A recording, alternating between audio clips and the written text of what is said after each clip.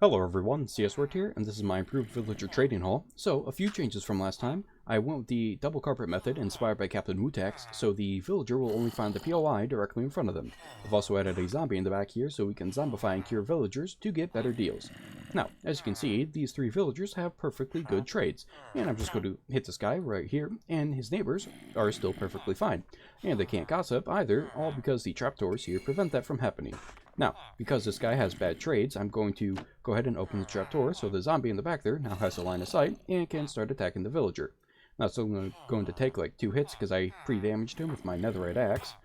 So there we go. Now he's a zombified villager and we can start curing him, like so. And I'll explain that the reason I went with just a simple trapdoor is because once you've cured a villager like 2 times, you pretty much never need to do it again. But there's no sense in creating a whole dedicated redstone system to cure a villager when all you really need to do is just look behind the villager and open a trapdoor like once or twice.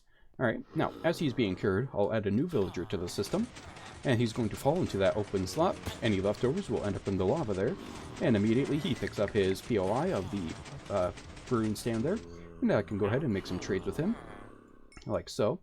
And already we can see the problem is that XP sometimes get caught.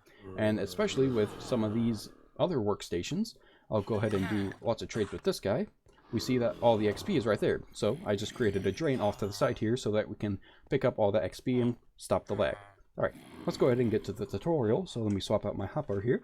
We will be starting off with a X by 2 hole with an extra block down out front. Double carpet everything. Okay, and the double carpet out front prevents the villager from finding a POI further out, and the double carpet where the villager stands prevents them from finding their neighbors. Now, you'll stand on the side that the flying machine is, and place your trapdoors facing that way. Alright, that's to prevent the villager from falling on the little lip of the trapdoor, and we're going to place some tripwire or string on top of that for the observer behind it to detect, to send a signal into the solid block here for the sticky piston to extend or retract this solid block. Now, if you don't have a solid block, your zombie villager could burn up in the sun. Now, you probably want to add a few protective walls to prevent the villagers from wandering around and stop zombies from attacking them. So your POI would be right here, and you add a carpet right here to prevent baby zombies from attacking the villagers too. Alright, now, underneath the observers, from the backside, we're going to place down the trapdoors and close them up so that the zombie who would be riding along the minecart right here doesn't attack the villagers until we open the trapdoor. Now, for some reason, even though I am in 20W20B, the zombie will not attack the villager if there are blocks in the space right next to the minecart. So just make sure that you build the section for the minecart zombie 1 space out with the wall. Alright, hopefully that's clear enough. Now, for the flying machine up top, we're going to be in line with the blocks that are being pushed here. Have a pressure plate right here. Yes, I know that's not a pressure plate. And I'll go into a repeater at max delay. We'll have a downward facing observer looking at it, and we'll diagonal to that, and have some slime blocks going on top of those with some sticky pistons on the insides, and we need an immovable block so the flying machine will stop right there. And now we want to add some guide rails right here and on the other side. Okay, and once we get to the other end, in other words, once all these are extended and the villagers no longer have a spot to go, we are going to have a lava trap right here. You can really make it any way of killing them. I just think the lava is the easiest.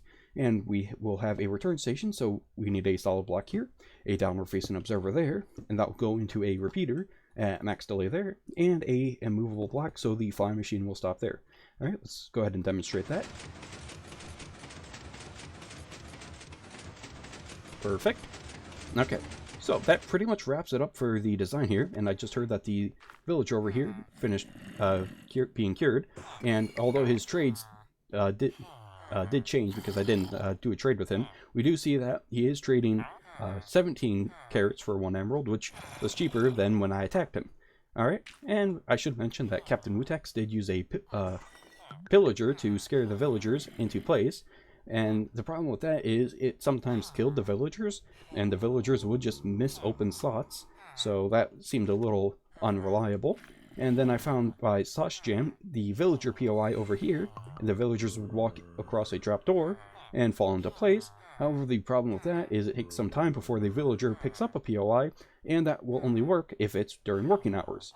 So the flying machine is probably just the most reliable thing that there is. Anyway, that's all I have for today, and thanks for watching, and goodbye.